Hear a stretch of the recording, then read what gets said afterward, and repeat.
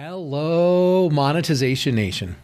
I'm Nathan William, your host, and welcome back to another episode with David Covey. He's the author of Trap Tales, Outsmarting the 7 Hidden Obstacles to Success.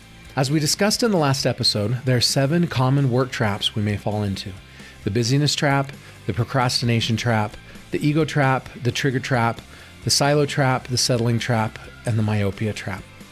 Today, we're going to look at real-world examples related to these types of traps. We will also cover the following key takeaways. Number 1, sometimes we need to be willing to accept 90% failure to get 10% of transformational success.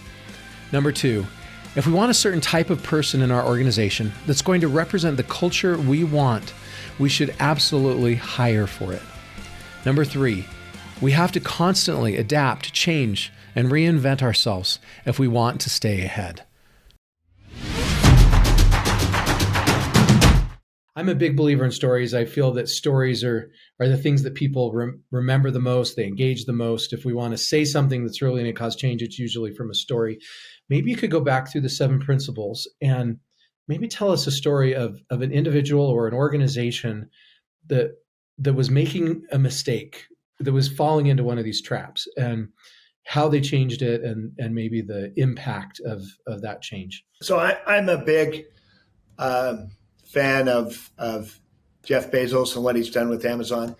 I think that one of the things that he's done is encourage experimentation. In fact, he said in his shareholder letter, I know he's not the CEO now and he's given it to someone else and moved on, but I think he's created an amazing company. But this giant company, one of the things he talks about is the importance of failure and experiments in their company.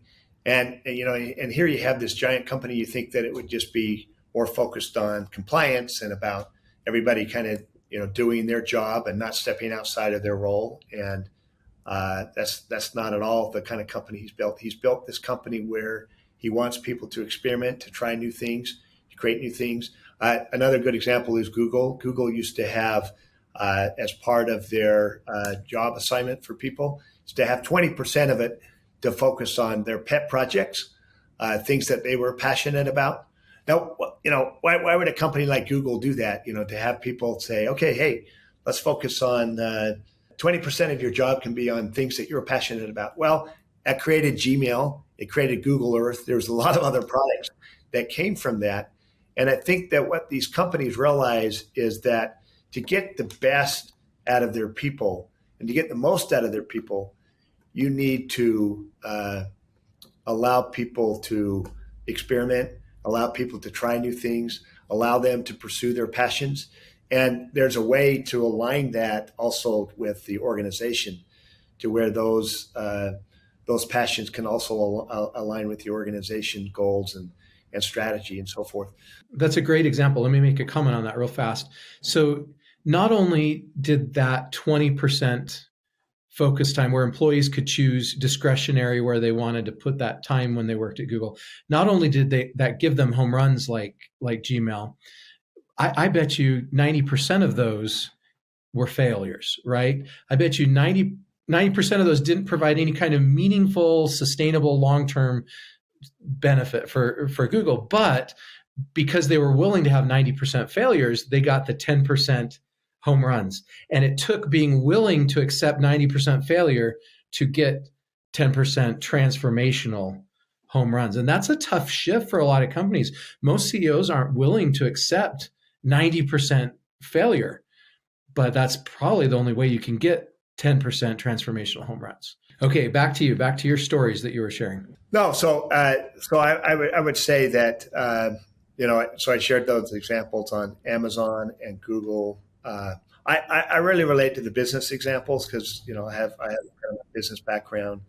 I would think that for settling, I don't know if you've heard of the term called ikigai. Yes. That ikigai, yes, the Japanese form. It also has those 4 needs. But I think that how many of us settle in our job, settle in our work? And a lot of times the answer is not to leave the company. Sometimes it is. But the way that you can try to influence the company I think is, can be dramatic. And I think the companies nowadays, more than ever, I mean, companies can't even hire people now. It's so hard to even hire people. And so when you go work for a company, you should have expectations of, okay, I want to be paid fairly, but how am I going to be utilized? How is my mind going to be engaged? And I'm passionate about these things. Can I do some of those things? And tell us about what the company does, what the company's purpose is, and what the larger mission is. Very impressed with a company, Southwest, especially even, longer ago. I think some of the other airlines are catching up with them. But Southwest was an organization where Herb Kelleher said, and he was very vocal about this, he said, we have three stakeholders. Our first stakeholder is employees. Yep. And that was very controversial at the time. People did not agree with that. Hugely controversial. Yeah. Second was customers. Third was financial shareholders. Yep. That was totally a game changer because everybody had the opposite. They wouldn't say it. They say customers first, but really financial investors were the first, and second was customers, and third were employees. He said employees are first, which was crazy. And it was crazy for him to say that, but what he believed, and it was true, that if you treat your employees fair and treat them well and treat them like their number one constituent, they will treat your customers really well. And Southwest has a long history. Now, I don't know with 1,800 cancellations of Southwest flights. Yeah, the last 3 days might not be a good example of that. But a great example of someone who kind of turned it on its head, conventional wisdom, and got amazing financial results from it. There's one more element in that too.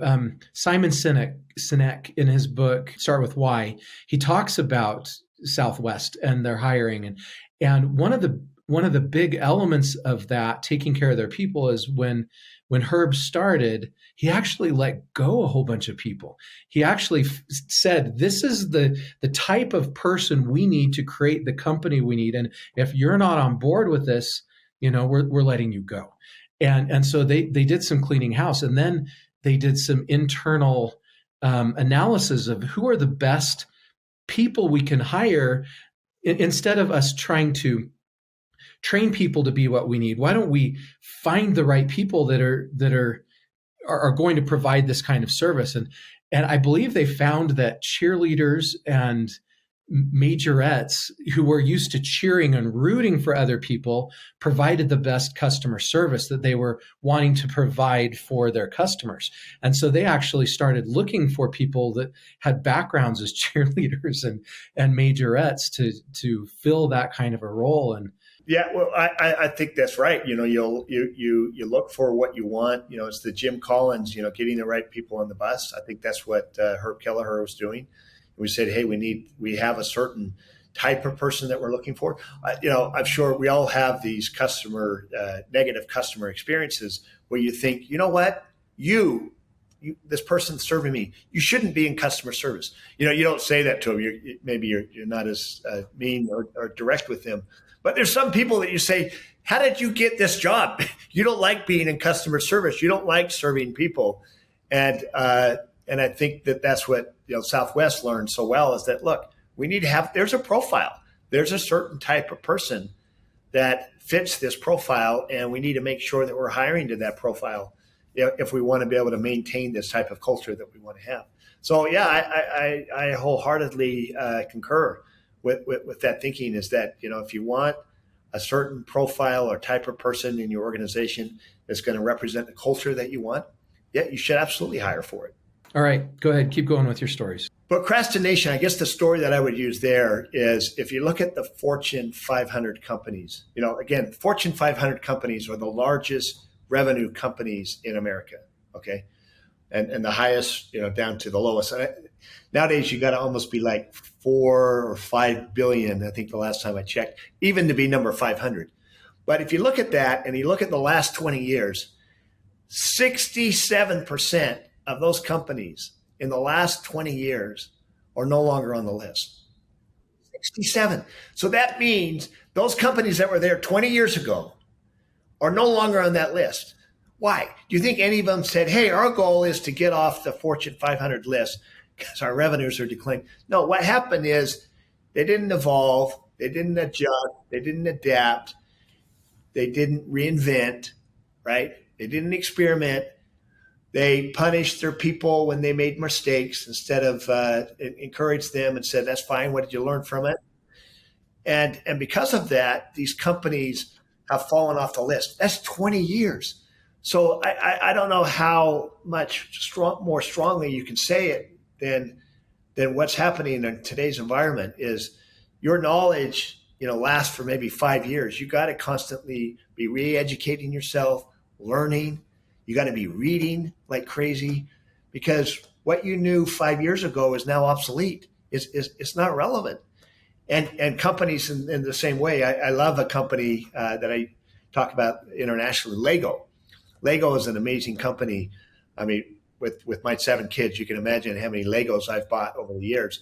But they're a company that's constantly reinventing themselves, and they have Lego theme parks, and they have these sustainable bricks, and they're constantly winning these awards for being a top innovator. Well, they could rest on their laurels. This is a company that could say, "Hey, we've made it. We've arrived. And all we have to do is just keep pumping out our products to the new kids being born, and we'll be fine." Well, no, they're not. They're reinventing themselves. They're constantly changing and evolving, and that's what companies need to do, and that's what we need to do. Yeah, you hear companies sometimes who say, "This is how we've done it for the last 20 years, and so that's how we're going to keep doing it," as if that's a good thing. Like that they had success 20 years ago, and they're trying to preserve that success by keeping doing it. But that's almost a guaranteed recipe for failure. Like we talked about previously before that we started the show, there's these tectonic shifts that are constantly changing the business landscape. And the almost guaranteed way to fail is to not leverage those tectonic shifts. And then it will result in catastrophe. The earthquakes and the volcanic eruptions that happen geologically happen metaphorically in our businesses. And the only way to stay on that Fortune 500 list, like you're talking about, is to be like an Amazon and find those tectonic shifts and leverage those tectonic shifts and ride those waves into shore and leapfrog those competitors like Sears. Amazon had no business beating Sears. Sears had all the resources, had all the money, the products, they had everything they needed to win in the world of e-commerce. And they didn't leverage those tectonic shifts. I love it. A more recent example is Blockbuster and Netflix. So there's the story literally where Netflix went to Blockbuster and said, "You should buy us. We'll sell ourselves for $50 million, and you're a bigger company and you should, And Blockbuster said, no, we're fine where we're at. And they continue to sell their, have their video stores. They only have one video store in Bend, Oregon, is all they have. You look at Netflix now, which is this company that has not only provided everything digitally, online, but they create their own movies now. They have their own content. They're not just relying on other people's content. And I think their market cap is something like 500 billion. Yeah. And even Netflix has had to leverage new tectonic shifts, right? They started as a mail order DVD company, and they had to switch when this tectonic shift of streaming came along. So even when you have found success, you've got to identify and leverage the next tectonic shift before your competitor does. You can't rest on your laurels and say, okay, we got it right with one tectonic shift, and now we're going to ride that to success. You've got to find the next one. And it's interesting to me, I think that someone who was really, really good at reading trends and had just great instincts was Steve Jobs. Yes. And now you have his successor, Tim Cook, who I think is more of a process innovator. He's creating, improved iPhones, and I guess he has the Apple Watch, which is a new innovation, but he's not reinventing new industry. If Steve Jobs had been there, Apple would own the digital car operating system right now. Exactly. So someone like Tim Cook, which I have a lot of admiration for as well, but he's not reinventing industries, like Steve Jobs was able to do. Okay, so what do you feel is one of the biggest tectonic shifts that's transforming the business landscape today? So I think that one of the things I'm noticing is just how a lot of the power is going to individuals from companies. I mean, I think companies still have enormous power, and they have almost like monopolies, the way that some of these big companies have. But you can create your own brand. You can create your own identity. You can create your own image. I mean, even in college football now, they have Neil, name, image, likeness. I mean, why did that finally come out? I mean, it's just you have all these young athletes, aren't able to capitalize on any of that, and now you see that being capitalized. And so I think that's a huge shift. Is that what is your strategy? What is your plan to create your own image, your own brand? I mean, your own platform, even. Exactly. It's absolutely incredible, and you can be anywhere in the world, and you can be anybody. It's totally taken down all of the walls and the traditional barriers, and the barriers to entry, to get into that business. I'm fascinated by Instagram, and it's fascinated, and I think it's like 90% women, but just the business model with that, how people can build their brand, build their business. And I mean, just think about that. That Instagram's been around, 9 years? I mean, this is like the last 7-8 years. It's incredible. So I think it's the shift away from these traditional power brokers that had all the power. That's right. To more of the individuals who are able to access and wield this power and create their own platform without the expense and the cost, and the barriers like what used to exist. Yeah, I agree with you. Being able to build your own platform, I think, is one of the biggest tectonic shifts that's happening today. And the credibility is shifting. If you look at how people used to trust the media, and you look at the credibility of the media, it's at an all-time low. Where has that credibility gone? It's gone to these individual, the micro-influencer platforms who are credible about their individual area. Thank you so much, David, for sharing your stories and insights with us today. To learn more about or connect with David, you can find him on LinkedIn, visit his website, davidmrcovey.com, or get his book, Trap Tales. And you can find links to each of these sites in the blog post for this episode at monetizationnation.com. You can also get a free ebook about passion marketing and learn how to become a top priority of your ideal customers at passionmarketing.com. You can also subscribe to Monetization Nation on YouTube, Instagram, Twitter, our Facebook group, and on your favorite podcast platform. Thank you so much for joining me for this episode, and I wish you success as you work to overcome traps and find success at work. Do you want to become a better digital monetizer? To receive great monetization stories and secrets, please go to monetizationnation.com and join free. And if you liked today's episode, please subscribe to the show and share it.